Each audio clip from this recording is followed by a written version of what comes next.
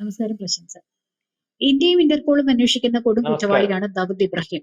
Yes, അയാൾ പാകിസ്ഥാനിലെ കറാച്ചിയിൽ ഉണ്ടെന്നാണ് പൊതുവെയുള്ള സംസാരം. പാകിസ്ഥാൻ നിഷേധിക്കുന്നുണ്ട് എങ്കിൽ കൂടിയും എന്തായാലും ദാവൂദിനെ വിട്ടുകൊടുക്കണം എന്ന് ആവശ്യപ്പെട്ടുകൊണ്ട് പാകിസ്ഥാന്റെ സേനയ്ക്കുള്ളിൽ തന്നെ അങ്ങനെ ഒരു ആവശ്യം ഉയരുന്നുണ്ട് എന്നൊക്കെ വാർത്തകളുണ്ട്. എങ്ങനെ നോക്കിക്കാണും? ഒരു യൂട്യൂബർ കഴിഞ്ഞ ദിവസം പറഞ്ഞത് അതെന്റെ സുഹൈബ് ചൗധരി യൂട്യൂബർ കണ്ട് അവിടെ കണ്ട് അദ്ദേഹം നടത്തിയ ഈ പറയുന്നത് പോലെ നമ്മൾ പറയത്തില്ല സർവേ നടത്തിയതിനകത്ത് ആരണ്ടൊക്കെ പറഞ്ഞു ഇയാളെ വിട്ടുകൊടുക്കണം, വേറെ ആരുടെ ഒരു ഭീകരനുണ്ട് അയാളെയും വിട്ടുകൊടുക്കണം, വലിയ ഇന്ത്യ വെച്ചേക്കത്തില്ലെന്ന് പാകിസ്ഥാനിലെ ജനത പറഞ്ഞു എന്നൊക്കെയാണ് വെളിയിൽ വരുന്ന റിപ്പോർട്ടുകൾ. ഏതായാലും ഈ പറയുന്നത് പോലെ 1993 ഏതാണ്ട് 252 പേരുടെ മരണത്തിനിടയാക്കിയ ബോംബെയിലെ വിവിധ സ്ഥലങ്ങൾ റെയിൽവേ ട്രാക്ക് ഉൾപ്പെടെ പൊട്ടിത്തെറിച്ച ഒരു വലിയ ഭീകരാക്രമണം ഇന്ത്യയിൽ ആസൂത്രണം ചെയ്യുന്നതിനകത്ത് പാകിസ്ഥാനെ ഇന്ത്യയിൽ നിന്ന് ഏറ്റവും വലിയ വലിപ്പത്തിൽ സാമ്പത്തികമായിട്ടും മറ്റെല്ലാ രീതിയിലും സഹായിച്ചിട്ടുള്ള ഇന്ത്യയുടെ രാഷ്ട്രീയക്കാർക്കിടയിൽ പോലും വ്യക്തമായ സ്വാധീനം ഉണ്ടായിരുന്ന ഇന്ത്യയെ ഒരുപക്ഷെ സാമ്പത്തികമായിട്ട് ഒക്കെ നിയന്ത്രിക്കാൻ, സമ്പദ്ഘടനയെ പോലും ഇന്ത്യയുടെ നിയന്ത്രിക്കാൻ കഴിവുള്ള ഒരു വലിയ ഡോൺ ആയിട്ടാണ് നമ്മൾ ഈ പറയുന്ന ദാവൂദ് ഇബ്രാഹിമിനെ കണ്ടിട്ടുള്ളത്. ഇപ്പൊ ഞാൻ മനസ്സിലാക്കുന്നത്, ഇപ്പൊ കഴിഞ്ഞ ദിവസം ഈ പറയുന്ന തുളസി അല്ലെങ്കിൽ ഇവിടെ വന്നു ഈ അമേരിക്കൻ ഇന്റലിജൻസ് മേധാവി, ഇപ്പൊ നമ്മുടെ അജിത് ഡോവൽ ഉണ്ട്, രഹസ്യാന്വേഷണ സംവിധാനമുണ്ട്. ഈ പറയുന്ന പോലെ ഇപ്പൊ ചർച്ച വരാൻ തന്നെ കാരണം എന്ന് പറഞ്ഞാൽ ഈ പറയുന്നത് പോലെ അജ്ഞാതൻ നമ്മൾക്ക് ആവശ്യമുള്ള പലരുടെയും അല്ലെങ്കിൽ നമ്മൾ ആവശ്യപ്പെട്ടിട്ടുള്ള ഇന്ത്യയിൽ പല സമയങ്ങളിൽ കയറി ഇന്ത്യക്കകത്ത് പല രീതിയിലുള്ള ആക്രമണങ്ങൾ ആസൂത്രണം ചെയ്തിട്ടുള്ള, വിമാനം തട്ടിയെടുത്തിട്ടുള്ള, നമ്മുടെ പാർലമെന്റ് ആക്രമണം നടത്തിയിട്ടുള്ള, ഇന്ത്യക്കകത്ത് കുഴപ്പങ്ങൾ ഉണ്ടാക്കിയിട്ടുള്ളവരുടെ ലിസ്റ്റ് കൊടുത്തപ്പോൾ അവരാരും അവിടെ ഇല്ലെന്ന് പറയുകയും ഈ പറയുന്നതിനകത്ത് ആദ്യത്തെ ഏറ്റവും വലിയ ഭീകരർ, ആ ഭീകരർക്കുള്ള സെക്യൂരിറ്റി എന്ന് പറഞ്ഞാൽ ഇന്ത്യയുടെ പ്രധാനമന്ത്രിക്ക് കൊടുക്കുന്നത് പോലെ അല്ലെങ്കിൽ ഇവിടുത്തെ പ്രതിപക്ഷ നേതാവ് രാഹുൽ ഗാന്ധിക്ക് കൊടുക്കുന്നത് പോലെ വലിയ വലിപ്പത്തിൽ സെക്യൂരിറ്റി കൊടുത്തുകൊണ്ടിരുന്ന ആൾക്കാരെ തന്നെയാണ് ഇപ്പൊ അജ്ഞാതൻ കൊല്ലുന്നു അല്ലെങ്കിൽ അജ്ഞാതന്റെ കൈകളാൽ മരിക്കുന്നു എന്ന് പറയുന്ന ആൾക്കാർക്ക് പാകിസ്ഥാൻ കൊടുക്കുന്ന സെക്യൂരിറ്റി ഒക്കെ വലിയ വലിപ്പത്തിലാണ്. ഇപ്പൊ പല ഘട്ടങ്ങളിൽ ഈ പാകിസ്ഥാനിൽ നമുക്കറിയാലോ, പാകിസ്ഥാനിൽ ഇപ്പോഴാണല്ലോ പാകിസ്ഥാന് ക്ഷീണം സംഭവിച്ച് അല്ലെങ്കിൽ വല്ലാത്തൊരവസ്ഥയൊക്കെ പാകിസ്ഥാൻ ശക്തമായിട്ട് നിൽക്കുമ്പോൾ ലോകരാജ്യങ്ങൾ ഭീകര സംഘടനകളായിട്ട് ഭീകരനായിട്ട് പ്രഖ്യാപിച്ചിട്ടുള്ള പല നേതാക്കന്മാർ പാകിസ്ഥാനിലുണ്ട്. അവരെ കണ്ടെത്തിയിട്ട് അവിടെ നിന്ന് പല നമ്മുടെ പ്രതിപക്ഷ നേതാവൊക്കെ പ്രസ്താവന ഇറക്കുക, അല്ലെങ്കിൽ നമ്മുടെ രാഷ്ട്രീയ പാർട്ടി നേതാക്കന്മാർക്ക് പ്രസ്താവന ഇറക്കുന്ന പോലെ ഓരോ രാജ്യത്തെയും അവിടുന്ന് വെല്ലുവിളിക്കുമ്പോൾ അമേരിക്ക പോലെയുള്ള രാജ്യങ്ങൾ ഇവർക്ക് ബാൻ ഏർപ്പെടുത്തുമ്പോൾ അവരെ കാണിക്കുന്നതിന് വേണ്ടി അറസ്റ്റ് ചെയ്തിട്ട്, അറസ്റ്റ് ചെയ്തെന്ന് പറഞ്ഞാൽ വിശ്വസിക്കാതിരിക്കാൻ പറ്റത്തില്ല, അറസ്റ്റ് ചെയ്തിട്ട് അവർക്ക് വേണ്ട സംവിധാനവും സെക്യൂരിറ്റിയോ കൊടുത്ത് അവരുടെ താല്പര്യങ്ങൾ സംരക്ഷിക്കുകയും വീണ്ടും ഇവന്മാർ പല രാജ്യങ്ങളിലും ഇതുപോലെ ഭീകര പ്രവർത്തനത്തിൽ ഏർപ്പെടുന്നതൊക്കെയാണ് നമ്മൾ കണ്ടത്. ഇപ്പം പാകിസ്ഥാൻ ഈ സുരക്ഷ ഏർപ്പെടുത്തിയിരിക്കുന്നവർക്ക് മൊത്തവും 2014 ശേഷം, അതായത് ഒരു 4-5 കൊല്ലത്തിനകത്ത് പരിശോധിക്കുമ്പോൾ ഈ സുരക്ഷ ഏർപ്പെടുത്തിയിരിക്കുന്ന ആൾക്കാർ മൊത്തം മരിച്ചുകൊണ്ടിരിക്കുകയാണ്. കഴിഞ്ഞ ദിവസവും മരിച്ചു, അറിയാമോ? ഇതിനകത്ത് നമ്മൾ പറഞ്ഞിരുന്ന 1993 ഇവിടെ നടത്തിയിരുന്ന ഭീകര പ്രവർത്തനത്തിൽ നമ്മൾ ആവശ്യപ്പെട്ടിരുന്ന ഈ പറയുന്ന ദാവൂദ് ഇബ്രാഹിമിനെ നമുക്ക് വളരെ കൃത്യമായിട്ട് അവിടെ ഇല്ല, കറാച്ചിയിലില്ല എന്ന് അവിടെ വെച്ചുകൊണ്ട് നമ്മൾക്കെടുത്ത് പറഞ്ഞുകൊണ്ടിരിക്കുന്നു. അല്ലെങ്കിൽ അവരുടെ സൈനിക താവളത്തിൽ ഇയാൾക്ക് അതുപോലെ സുരക്ഷ ഏർപ്പെടുത്തുന്നു, എന്നിട്ട് നമ്മളെ കൊഞ്ഞണം കുത്തി കാണിക്കുന്നു. ഈ പറഞ്ഞ അജ്ഞാതന്റെ ആക്രമണത്തിൽ മരിച്ചുകൊണ്ടിരുന്നപ്പോൾ ഇടയ്ക്ക് വെച്ചൊരു ന്യൂസ് കേട്ടാണ്, പാകിസ്ഥാനിലെ ദാവൂദ് ഇബ്രാഹിം വിഷം കഴിച്ച ആശുപത്രിയിൽ എന്ന് പറഞ്ഞൊരു വാർത്ത വന്നായിരുന്നു. ആ വാർത്ത പിന്നെ വ്യാജമാണ്, അല്ലെ പാകിസ്ഥാൻ നിഷേധിക്കുകയൊക്കെ ചെയ്തു. ഒരു കാര്യം വളരെ കൃത്യമായിട്ടുണ്ട്, നമ്മുടെ രഹസ്യാന്വേഷണം ഇപ്പൊ തുളസി ഗബ്ബാന്റെ കാര്യം പറയാൻ കാരണം ഇപ്പം പാകിസ്ഥാനിലെ ഈ പറയുന്നത് പോലെ എവിടെ ആരുടെ കൂടി ഇരിപ്പുണ്ടെന്ന് അറിയാൻ പറ്റുന്ന രഹസ്യാന്വേഷണ സംവിധാനം ഇന്ന് ഇന്ത്യക്കുള്ളത്. അതിന് യാതൊരു തർക്കവുമില്ല. ഈ പറയുന്ന ദാവൂദ് ഇബ്രാഹിം എവിടെ ഇരിപ്പുണ്ടെന്ന് ഈ പറയുന്ന ഇവിടുത്തെ ഡോവലിനും അല്ലെങ്കിൽ ഇന്ത്യയുടെ സംവിധാനത്തിനും ഇപ്പൊ അറിയാം.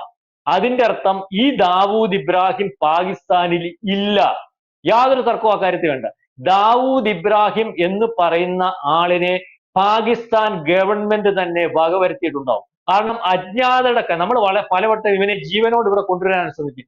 ഒരു പക്ഷേ ഈ ബില്ലാദിനെ പൊക്കി അവിടുന്ന് എടുത്തതുപോലെ ഇവനെ അവിടുന്ന് ജീവനോടെ പൊക്കിയെടുത്ത് ഇവിടെ കൊണ്ട് തരാൻ പറ്റുന്ന സംവിധാനത്തിലേക്ക് ഇന്ന് പാകിസ്ഥാനകത്ത് നയതന്ത്ര രൂപീകരിച്ച് അതിനകത്തെ പ്രോക്സികളെ ബലപ്പെടുത്തി നിർത്തിയിരിക്കുന്ന ഒരു രാജ്യമായിട്ട് തന്നെയാണ് ഇന്ത്യ മഹാരാജ്യത്തെ കാണാൻ കഴിയുന്നത്. അതുകൊണ്ട് തന്നെയാണ് ഇവര് മരിച്ചു വീഴുന്നതൊക്കെ ചുമ്മാ രാവിലെ പണ്ട് നമ്മുടെ ഷാപ്പിൽ പോയി ഒരു കുപ്പി കള്ളു പഠിച്ചിട്ട് വീട്ടിൽ വരുന്ന റോഡിൽ നിന്ന് ചീത്ത വിളിക്കുന്ന പോലുള്ള തെമ്മാടികളെ ഒന്നും അല്ല ഈ അജ്ഞാതൻ കൊന്നുകൊണ്ടിരിക്കുന്നത്. അതായത് വളരെ വലിയ സുരക്ഷ കൊടുത്തിട്ട് അവര് സുരക്ഷിതമായിട്ട് വീട്ടിലും അല്ലെങ്കിൽ അവർ പോകുന്ന വഴിക്ക് കൊടുത്തോ സെക്യൂരിറ്റി ഉള്ളവരെ തന്നെ കൊന്നുകൊണ്ടിരിക്കുന്നത്. അല്ല നിസ്സാരമായിട്ട് നടന്നു പോകുന്ന ആളിനെ ഒന്നുമല്ല കൊല്ലുന്നത്.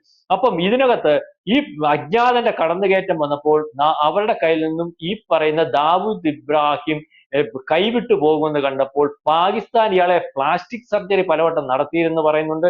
അതുപോലെ തന്നെ ഇയാളെ പാകിസ്ഥാൻ തന്നെ വകവരുത്തി എന്ന് പറയുന്നത് ഈ പറയുന്ന ആൾ ജീവനോടെ നമ്മുടെ കയ്യിൽ വന്നാൽ പാകിസ്ഥാന് ഭീകര പ്രവർത്തനത്തിനകത്തും ഇന്ത്യയിൽ നടത്തിയ വിധ്വംസ പ്രവർത്തനത്തിനകത്തും ഇന്ത്യയിൽ നടത്തിയ കൊള്ളരുതായ്മയ്ക്കകത്തും ഏറ്റവും അവസാനം ഈ ദാവൂദ് ഇബ്രാഹിമിനെ കൂട്ടുപിടിച്ച് ഏതാണ്ട് 252 പേരെ കൊന്ന 1400 പേരെ ഇഞ്ചേർഡ് ആക്കി ആ വലിയ കലാപത്തിന് ഉത്തരവാദി എന്ന് വളരെ കൃത്യമായിട്ട് തെളിവോടുകൂടി നമുക്ക് ലോകത്തിനടുത്ത് പറയാൻ സാധിക്കുമെന്ന് പാകിസ്ഥാൻ അറിയാം. അത് ഈ പാകിസ്ഥാൻ അത് ചെയ്തെന്ന് ലോകത്തിനും ഇന്ത്യക്കും അറിയാമെങ്കിൽ തന്നെ അതിന് കുറയുന്നതിന് തെളിവുകളില്ലാത്തതുകൊണ്ട് പാകിസ്ഥാൻ ഇപ്പോഴും അല്ല എന്ന് പറഞ്ഞ് നിൽക്കുന്ന ഒരവസ്ഥയുണ്ട്. അതുകൊണ്ട് തന്നെ ഈ അജ്ഞാതന്റെ വിളയാട്ടം, ഇന്ത്യയുടെ വിളയാട്ടം, ആ ഇന്ത്യക്ക് സാധിക്കും ദാവൂദ് ഇബ്രാഹിമിനെ ഉൾപ്പെടെ ഇവിടുന്ന് പാകിസ്ഥാനിൽ നിന്ന് പൊക്കിയെടുത്തുകൊണ്ട് വരാനെന്ന് മനസ്സിലായതോടുകൂടി ഈ ദാവൂദ് ഇബ്രാഹിമിനെ വകവരുത്തിയിട്ടുണ്ട് പാകിസ്ഥാൻ തന്നെ എന്നാണ് ഇപ്പോഴത്തെ നമ്മുടെ രഹസ്യാന്വേഷണ സംവിധാനത്തിന് അല്ലെങ്കിൽ നമ്മുടെ ഇന്ത്യക്ക് അറിയാൻ സാധിക്കുന്നത്. അത് പക്ഷേ പരസ്യമായിട്ട് വിളിച്ചു പറയാൻ ഇന്ത്യക്ക് സാധിക്കത്തില്ല.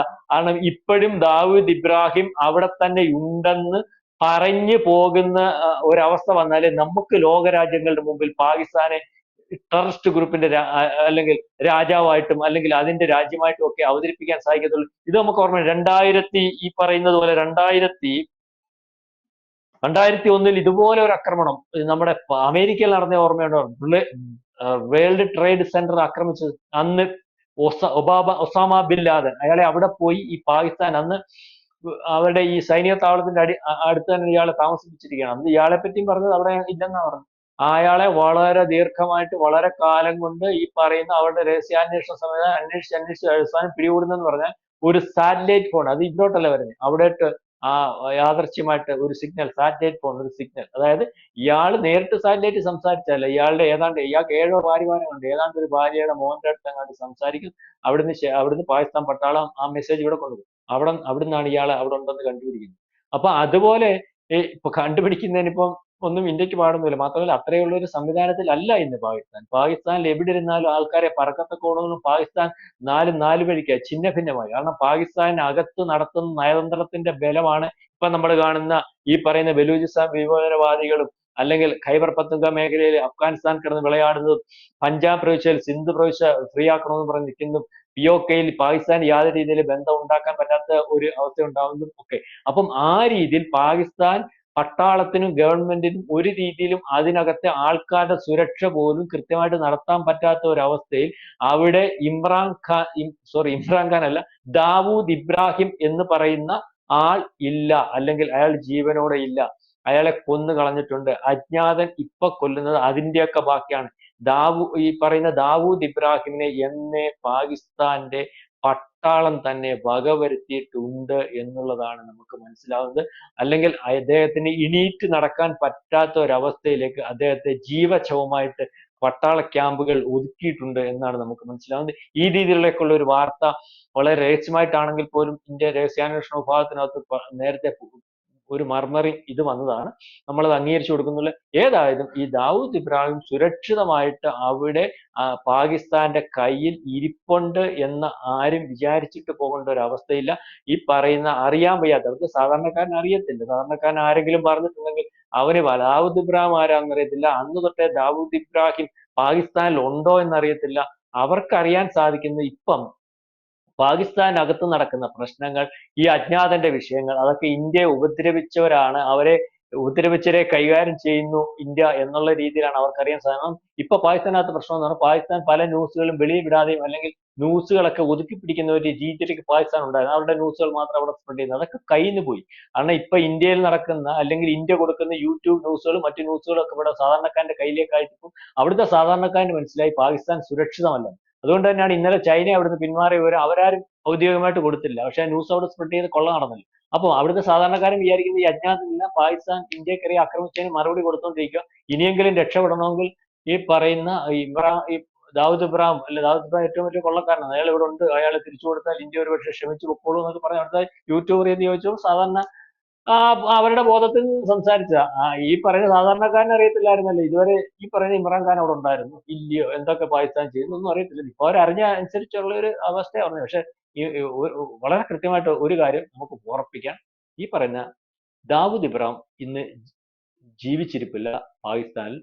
ഉണ്ടെങ്കിൽ തന്നെയും അത് ഒരു കോമാ സ്റ്റേജിൽ അവരുടെ ഏതെങ്കിലും ഒരു മൂലയിൽ, പട്ടാള ക്യാമ്പിന്റെ ഏതെങ്കിലും ഒരു മൂലയിൽ രഹസ്യമായിട്ട് കിടക്കുന്ന ഒരു അവസ്ഥയായിരിക്കും ഉണ്ടായത്. അതായത് പാകിസ്ഥാൻ അദ്ദേഹത്തെ വകവരുത്തിയ മതിയാവുന്ന ഒരു തെളിവ് ഇനി ഇന്ത്യക്ക് വെക്കാൻ വേണ്ടി കൊടുക്കാൻ അല്ലെങ്കിൽ അവർ തയ്യാറാവത്തില്ല. അതാണ് നമുക്ക് മനസ്സിലാവുന്നത്. അതുകൊണ്ട് അജ്ഞാതൻ ഈ പറഞ്ഞ ഇമ്രാൻഖാനെ തിരക്കണ്ട, ആ സാധനം ഓക്കെ.